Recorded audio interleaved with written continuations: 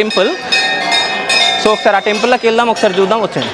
So లోపల అక్కడ అప్పాజీ గారు లోపల డ్రెస్ చేంజ్ చేసుకోవడానికి వెళ్ళారు. అంటే మార్నింగ్ నుంచి జాతర వెళ్ళి దాని తర్వాత కొంతమందికి చూడడం జరిగింది, దాని తర్వాత లోపలికి వెళ్ళడం జరిగింది.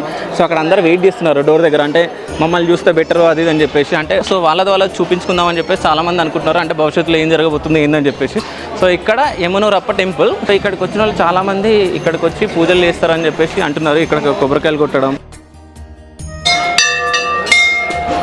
సో ఈ టెంపుల్ వచ్చేసి యమునూరప్ప టెంపుల్. సో ఇక్కడికి వచ్చిన వాళ్ళు ఇక్కడ పూజలు చేస్తూ ఉంటారు. సో మనం కూడా దర్శనం చేసుకుందాం, వచ్చాయి.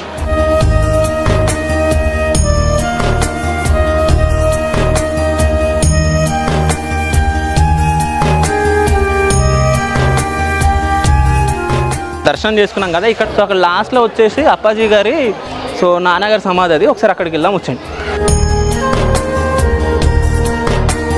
సో ఇది వచ్చి అప్పాజీ గారి నాన్నగారి సమాధి అనమాట. సో ఆయన పేరు వచ్చేసి హనుమంతరాయ్ ముత్య. సో ఇక్కడే సమాధి చేయడం జరిగింది.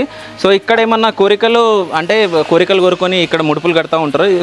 కట్టినాక తర్వాత వాళ్ళు నెరవేరుతాయి అని చెప్పేసి వాళ్ళ నమ్మకం. సో చాలామంది ఇక్కడికి రావడం జరుగుతుంది. అంటే ఇక్కడికి వచ్చి ఇక్కడ పూజలు చేసుకుంటారు. దాని తర్వాత ఇక్కడ మీరు చూస్తున్నారు చిన్న పాపను తీసుకొని రావడం జరిగింది. ఇక్కడ వాళ్ళు పూజలు సంథింగ్ వాళ్ళు మొక్కుకోవడం జరిగింది. సో ఇక్కడికి వచ్చి వాళ్ళు పూజలు చేస్తున్నారు. సో ఇది వచ్చేసి వాళ్ళ నాన్నగారి సమాధి. సో అక్కడ ఒక టెంపుల్ ఉంది. దాని తర్వాత అప్పాజీ గారిని ఇక్కడికి వచ్చి పూజలు చేసిన తర్వాత అప్పాజీ గారిని వెళ్ళి కలవడం జరుగుతుంది. సో అక్కడికి వెళ్ళిన తర్వాత వాళ్ళకి ఏమైనా సమస్యలు ఉన్నా కానీ అప్పాజీ గారు వాళ్ళకి సొల్యూషన్స్ కానీ అవి చెప్పడం జరుగుతుంది. కలిసిన తర్వాత ఇంకా మళ్ళీ వాళ్ళు ఇంటికి వెళ్ళిపోవడం జరుగుతుంది. సో చాలామంది అంటే డైలీ ఒక 3,000 to 4,000 మెంబర్స్ వస్తారు కాబట్టి వాళ్ళందరికీ ఒకటేసారి చూడలేరు కాబట్టి సో 1-2 days ఇక్కడే పండుకుంటూ ఉంటారు. సో ఇక్కడే వాళ్ళకి పడుకోవడానికి ఇక్కడే స్థలం, సో అవన్నీ పెట్టడం జరిగింది, భోజనాలు అవన్నీ. సో ఇంకో విషయం ఏంటంటే ఇక్కడికి వచ్చిన వాళ్ళకి వసతులు ఇప్పుడు సరిగ్గా కొంచెం లేవని చెప్పేసి అనుకుంటా. సో వెనకాల కూడా మొత్తం కన్స్ట్రక్షన్ అనేది నడుస్తుంది.